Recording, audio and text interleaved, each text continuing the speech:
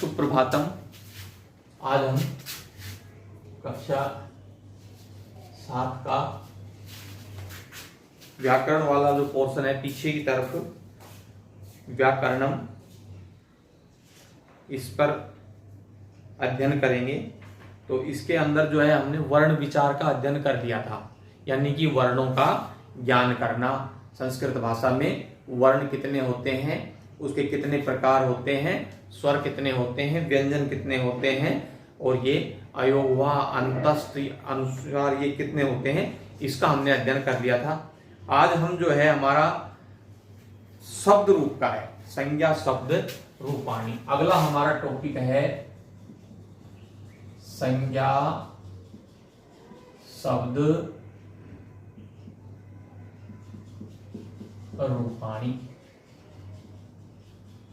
ठीक है, संज्ञा शब्द रूपाणी अर्थात संज्ञा शब्द, शब्दों के रूप। आज हम जो है शब्द रूप का अध्ययन करते हैं। तो शब्द रूप जो है पेज संख्या 92 पर 92 पे जो है दिया हुआ है। पहला शब्द है मुनि, मुनि शब्द। ठीक है, मुनि शब्द जो है इसको 7 विभक्तियों में और संबोधन में और 3 वचनों में किस प्रकार से लिखा जाएगा आपको बुक में भी दिया हुआ है, लेकिन मैं इसको एक बार थोड़ा सा जो है आपको रिवाइज करवा देता हूं, तो आपको भी समझने में आसानी रहेगी। देखिए, मुनि शब्द जो है ये क्या है, इकारांत पुल्लिंग शब्द है। क्या है ये? इकारांत, इकारांत अर्थात इसके अंत, जिसके अंत में ई है, ई की ध्वनि आ रही है, इसलिए यह इकारांत है। और दूसरा पुल्लिंग शब्द है ये, इसका लिंग क्या है? पुल्लिंग।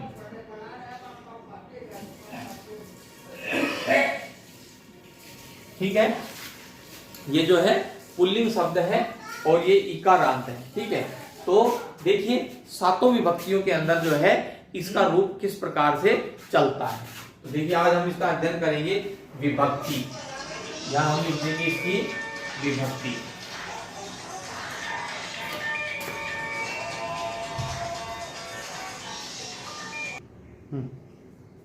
ठीक है, तो आज हम जो है मुनि शब्द का रूप लिखते हैं। तो इसके अंदर जो है विभक्ति, यहां पर हम लिखते हैं विभक्ति। ठीक है, विभक्ति।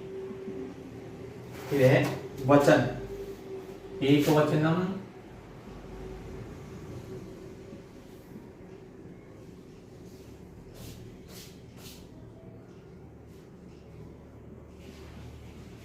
द्विवचनम और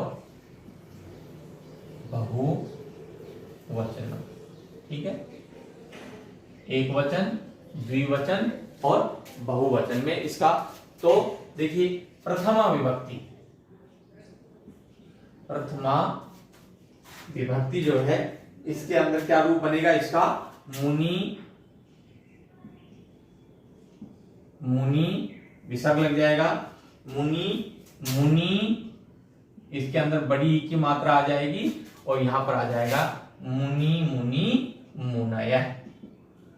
ठीक है, मुनि, मुनि, मुनय। फिर है द्वितीय विभक्ति, द्वितीय विभक्ति। ठीक है, द्वितीय विभक्ति में इसका क्या रूप बन जाएगा? मुनिम, मुनिम दिया हुआ है और यही आ जाएगा द्वितीय के द्विवचन में मुनि। ठीक है, मुनिम, मुनि और मुनय, मुनि। ठीक है, मुनिम, मुनि और मुनि। फिर है तृतीय विभक्ति, तृतीय विभक्ति। ठीक है, और तृतीय में मुनीना, मुनीना। ठीक है, मुनिभ्याम और मुनिभ्याम, मुनीना, मुनिभ्याम और मुनिभी, मुनिभी। ठीक है, फिर चतुर्थी विभक्ति का रूप चतुर्थी विभक्ति में क्या रूप बन जाएगा इसका? चतुर्थी विभक्ति। तो मुनये, और इसके द्विवचन में मुनये, मुनिभ्याम और मुनिभ्य। ठीक है, यहां आ जाएगा बहुवचन में चतुर्थी विभक्ति में मुनिभ्य। ठीक है, ध्यान रखना। अगला है हमारा पंचमी विभक्ति। पंचमी विभक्ति में मुनि शब्द इकारांत पुल्लिंग का जो है शब्द रूप क्या बन जाएगा? मुने, एक वचन में मुने। ठीक है, और द्विवचन में बन जाएगा वही मुनिभ्याम, मुनिभ्याम, और बहुवचन में मुनिभ्य, मुनिभ्य। ठीक है, फिर है प्रथमा हो गई, द्वितीया हो गई, तृतीया हो गई, चतुर्थी हो गई, और ये पंचमी हो गई। अब आता है हमारा षष्ठी विभक्ति। ठीक है, षष्ठी विभक्ति के अंदर हमारा आ जाएगा मुने। पंचमी और षष्ठी विभक्ति का एक वचन जो है उसमें आ जाएगा मुने, मुन्योः और मुनीनाम। यहां आ जाएगा मुनीनाम, षष्ठी विभक्ति का बहुवचन। ठीक है, इसके बाद में आता है हमारा सप्तमी विभक्ति। सप्तमी विभक्ति मुनौ, मुने, मुनौ और मुन्यो। द्वितीय विभक्ति का यही रूप आ जाएगा मुन्यो और मुनीसु। ठीक है, ये हो गया मुनीसु। ठीक है, इस प्रकार से प्रथमा से लेकर के और सप्तमी विभक्ति का एक वचन का रूप, द्विवचन का रूप और बहुवचन का रूप जो है किस प्रकार से लिखा जाएगा, और सभी इकारांत शब्द, जितने भी इकारांत शब्द हैं, छोटी ई जो होती है उसके शब्द जो हैं वो इसी प्रकार से लिखे जाएंगे। ठीक है, तो अब आता है हमारा संबोधनम। संबोधनम के अंदर जो है प्रथमा विभक्ति का और संबोधन का, इसका प्रथमा विभक्ति के तीनों रूप, बहुवचन, एक वचन, द्विवचन, बहुवचन और संबोधन के रूप लगभग एक समान होते हैं, परंतु कहीं कहीं भिन्न होते हैं। हे मुने, हे मुने, हे मुनि,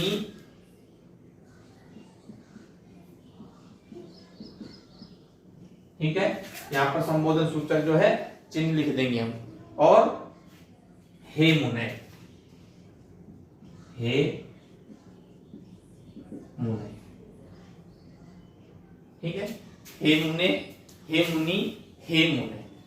ठीक है, इस प्रकार से आप जो है पुल्लिंग संज्ञा शब्द, पुल्लिंग जो भी इकारांत आएंगे उनको आप इसी के अनुसार लिख सकते हैं। मैं इसको एक बार रिवाइज कर देता हूं, आप देख लीजिए। ये बहुत इजी है, देखने में आपको थोड़ा कठिन जरूर लग रहा है, याद करने में आपको थोड़ा सा कठिन लगेगा, लेकिन ये इतना कठिन नहीं है। अगर आप बार बार पुनः पुनः अभ्यास करेंगे तो बहुत इजी है ये। मुनि, मुनि, मुने, ये प्रथमा विभक्ति का है।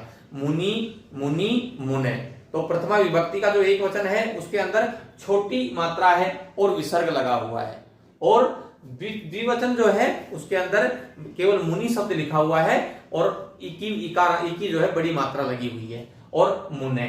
आप इसको जो है अपने अच्छे से 2 बार, इसको 3 बार रिवाइज करेंगे तो ये बहुत आसानी से आपके याद हो जाएगा। मुनि, मुनि, मुने। फिर अगला है मुनिम, मुनि, मुनीम।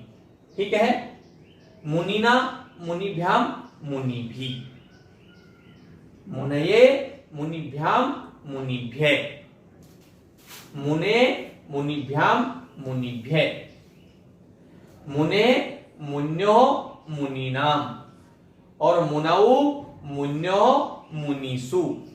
हे मुने, हे मुनि, हे मुने।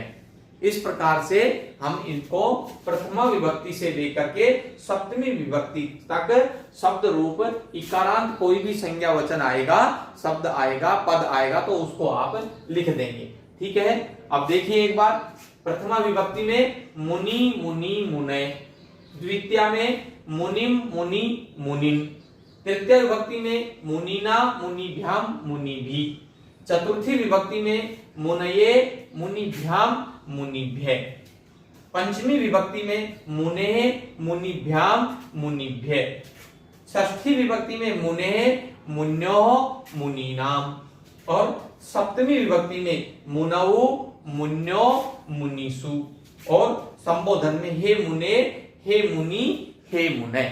इस प्रकार से जो है हमको ये शब्द रूप जो है लिखने हैं। अब परीक्षा के अंदर आपसे एक शब्द दे देगा, उसका एक वचन का तृतीय विभक्ति में, पंचमी विभक्ति में, सप्तमी विभक्ति में किसी भी विभक्ति में पूछ लेगा, या द्विवचन का किसी भी विभक्ति में रूप पूछ लेगा, और या बहुवचन में किसी भी विभक्ति में रूप पूछ लेगा। और हमारे अभ्यास कार्य में भी दिया हुआ है, ऐसे प्रश्न दिए हुए हैं विभक्ति से शब्द रूप के और विभक्ति से संबंधित प्रश्न, तो इनका हम आसानी से जो है अध्ययन कर सकते हैं।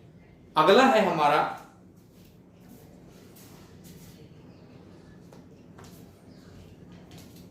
ये है, और इसके अंदर जो है हमारी पाठ्य पुस्तक के अंदर दिए हुए हैं साधु। ये साधु जो है ये भी उकारांत है और पुल्लिंग शब्द है। उसके बाद में है मति, इकारांत है, स्त्रीलिंग है। इसके बाद में है नदी, इकारांत है, स्त्रीलिंग है और बड़ी ई की मात्रा है। उसके बाद में भगवत शब्द है, भागवत, और ध्यान देने की बात है, तय जो है वो हलंत है, अर्थात वो आधा तय है, पूरा तय नहीं है। तो इस शब्द को हम क्या बोलेंगे? तकारांत। तकारांत पुल्लिंग शब्द बोलेंगे, ध्यान रहे इसका। फिर है हमारा सर्वनाम शब्द दिया हुआ है, अस्मद और जो है यहाँ फिलहाल तो जो है 90 और युष्मद दोनों दिए हुए हैं। अस्मद भी दिया हुआ है और युष्मद शब्द भी दिया हुआ है। फिर है यत शब्द, यत पुल्लिंग, यत नपुंसकलिंग और यत स्त्रीलिंग, तीनों लिंगों में दिया हुआ है। फिर हमारा किम, पुल्लिंग में, नपुंसकलिंग में और स्त्रीलिंग में, तीनों लिंगों में दिया हुआ है। तो आप इनका अभ्यास करें। इनमें से कोई भी शब्द पूछा जा सकता है। सर्व, सर्व में से सब पुल्लिंग शब्द है और ये भी तीनों लिंगों में दिया हुआ है। सर्व शब्द पुल्लिंग में भी होता है, सर्व शब्द स्त्रीलिंग में भी होता है और सर्व शब्द जो होता है वो नपुंसक लिंग में भी होता है। यहाँ तीनों में दिया हुआ है। फिर हुआ है संख्यावाचक शब्द। संख्यावाचक शब्द भी परीक्षा में पूछ लिए जाते हैं, जैसे एक, सर्वदा एक वचने, यह हमेशा जो है एक वचन में ही सर्वदा चलता है। फिर द्वि, तो द्वि भी जो है सर्वदा द्विवचने, और त्रि सर्वदा बहुवचन, ये हमेशा जो है बहुवचन में होता है। एक वचन में होता है, द्वि द्विवचन होता है और त्रि जो है वो बहुवचन में प्रयोग में लिया जाता है। चतुर सर्वदा बहुवचन में, हमेशा बहुवचन में लिया जाता है। और इस प्रकार से पंच और षट, अष्ट तक का जो है शब्द रूप दिया हुआ है। ठीक है, अब हम अगले में थोड़ा सा जो है थोड़ा लकार के विषय में ध्यान करेंगे। तो आगे जो है लकार क्या होते हैं, तो मैंने आपको बताया था कि लकार जो है जिस प्रकार से हमारे हिंदी भाषा में काल होते हैं और इंग्लिश में टेंस होते हैं, ठीक उसी प्रकार से संस्कृत भाषा में क्या होते हैं? लकार होते हैं। ठीक है, तो इनके बिना जो है हमारी संस्कृत भाषा के अंदर संस्कृत के वाक्यों का प्रयोग करना थोड़ा सा कठिन होता है। अतः हमको लकार का ज्ञान भी होना बहुत जरूरी है। देखिए हमारा पेज संख्या 99 यानी कि 99 एक कौन शतम कदम जो है इसके अंदर लिखा हुआ है कि धातु रूपाणी। एक बार मैं ये बता देता हूं, धातु रूपाणी।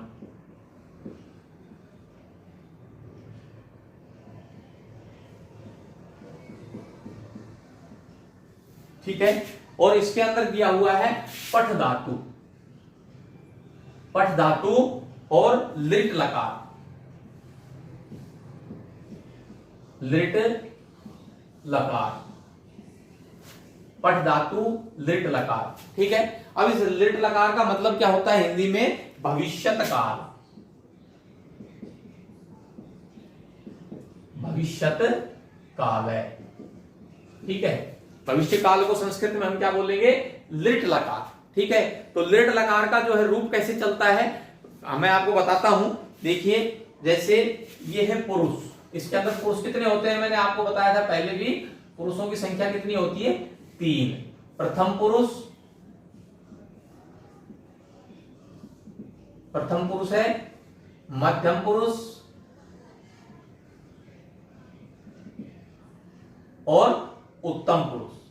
ठीक है, उत्तम पुरुष, ये प्रथम पुरुष है, ये मध्यम पुरुष, ये उत्तम पुरुष। यहां पर एक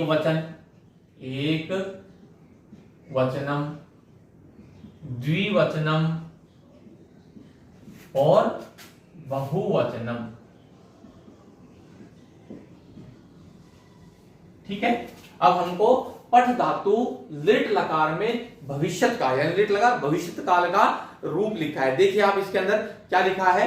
पठिष्यति, पठिष्यतै, पठिष्यन्ति, पठिष्यसि, पठिष्यथै, पठिष्यत्, पठिष्यामि, पठिष्यावै और पठिष्यामि। लिख लीजिए। देखिए, पठिष्यति, पठिष्यतै और पठिष्यन्ति।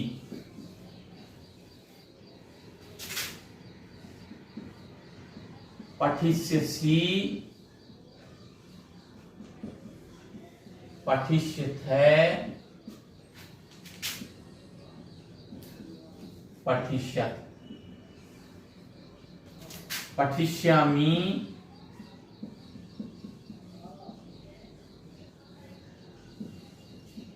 पठिष्यावै और पठिष्यामि।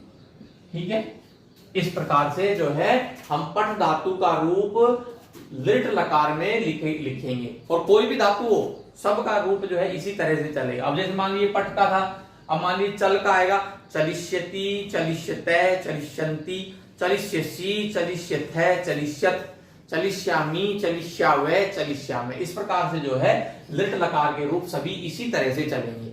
अतः अगर हमको एक धातु का रूप भी याद हो गया तो हम और सभी धातुओं का रूप भी लिट लकार के अंदर जो है इसी प्रकार से लिख सकते हैं। तो देखिए, हम पुरुष, प्रथम पुरुष जो है, पुरुष 3 होते हैं, वचन 3 होते हैं, लिट लकार का मतलब भविष्यत काल होता है। ठीक है, अब देखिए, प्रथम पुरुष पठिष्यति, पठिष्यतै, पठिष्यन्ति, मध्यम पुरुष पठिष्यसि, पठिष्यथै, पठिष्यत्, उत्तम पुरुष पठिष्यामि, पठिष्यावै, पठिष्यामि। और ध्यान रहे, आपको विसर्ग कहां कहां लगाना है? द्विवचन के तीनों में शब्दों में। द्विवचन का प्रथम पुरुष में भी विसर्ग है, मध्यम पुरुष में भी विसर्ग है और इसके अंदर जो उत्तम पुरुष के द्विवचन में भी विसर्ग है। और एक विसर्ग कहां पर है? उत्तम पुरुष के बहुवचन में। इस बात का आप ध्यान रखें, क्योंकि लिखते समय जो है इनका विशेष ध्यान रखा जाता है। यहां पर जो है अशुद्धि होने का जो है पूरा चांस रहता है। इसके बाद में ये हो गया आपका लिट लकार का रूप, पठ धातु का लिट लकार का रूप हो गया। अब हमारा अगला जो है कौन सा लकार पूछा गया है? पठ धातु लोट लकार। इसको मिटा दीजिए यहां से। और अब आता है वही पठ धातु और लिट लकार के स्थान पर हम कौन सा लकार पढ़ेंगे? लोट लकार। लिख दीजिए, लोट लकार। ठीक है, और लोट लकार जो है मतलब चाहिए आपके अंदर लोट लकार, जैसे आज्ञार्थक, तो इसके रूप कैसे चलेंगे? पठतु, पठतु, पठताम, पठतु, पठताम, पठन्तु। ठीक है, पठतु, पठताम, पठन्तु। और फिर है पठ, पठतम,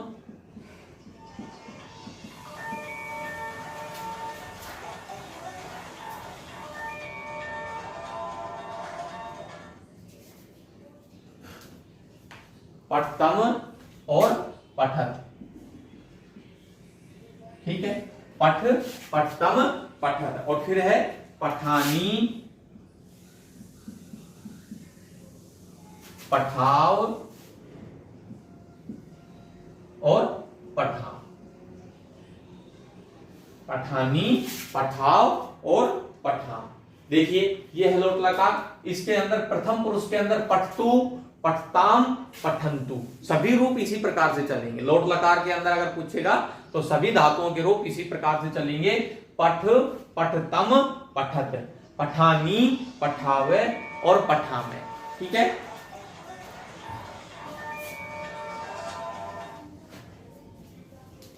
फिर है हमारा अगला लकार दिया है उसके अंदर लंग लकार। अब हम जो है लंग लकार के रूप जो है वो कैसे चलेंगे तो देख लीजिए थोड़ा सा। लंग लकार,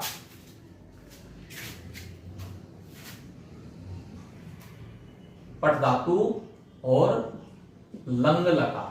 ठीक है, लंग लकार के रूप कैसे चलेंगे? लंग लकार भूतकाल,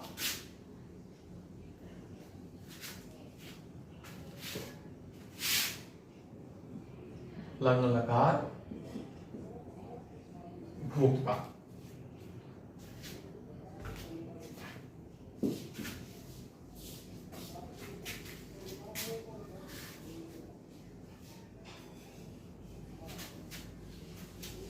तो इसके रूप कैसे चलेंगे देखिए। ए पठत प्रथम पुरुष में एक वचन में, ए पठत, ए पठताम और ए पठन। ठीक है, ए पठे, ए पठे तम और ए पठत। ए पठम, ए पठाव और ए पठाव। ठीक है, ये जो है हमारा लंग लकार का रूप चलता है।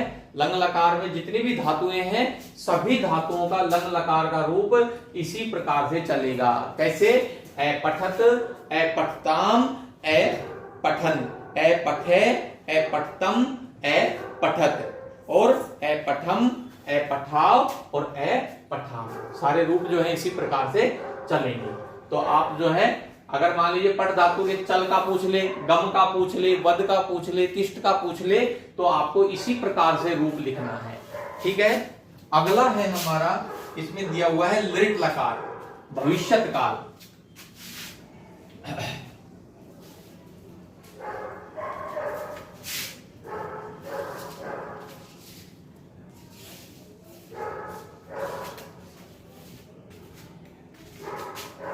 पठ धातु और लोट हो गया, लंग हो गया, लिट, लोट, लंग, लिट, लोट और लंग, लिट, लोट, लंग, लिट, लोट, लंग। इसके अंदर केवल 3 ही लकार दिए हुए हैं, लिट लकार, लोट लकार और लंग लकार। अब इनका जो है हमको सभी धातुओं के अंदर इसी प्रकार से अभ्यास करना है।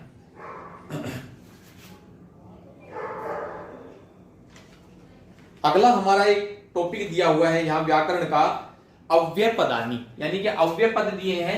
इन सभी अव्यय पदों को हमें याद करना है और हमको पाठ्य पुस्तक के अंदर लिख करके इनका अभ्यास भी करना है। ठीक है, अगला हमारा टॉपिक है, क्या है? अव्यय पद।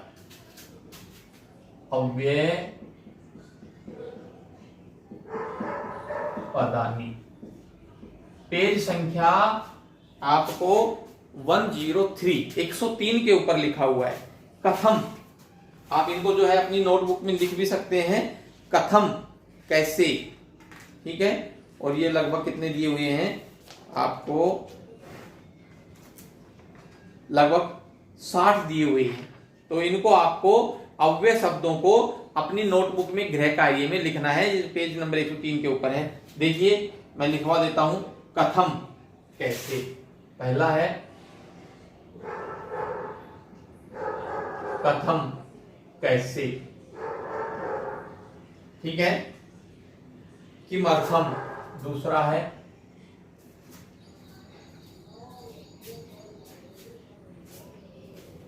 ये ज्यादा लंबा हो जाएगा आपका टॉपिक, ये आप जो है इसको अव्यय शब्दों को दोबारा से देखते हैं हम।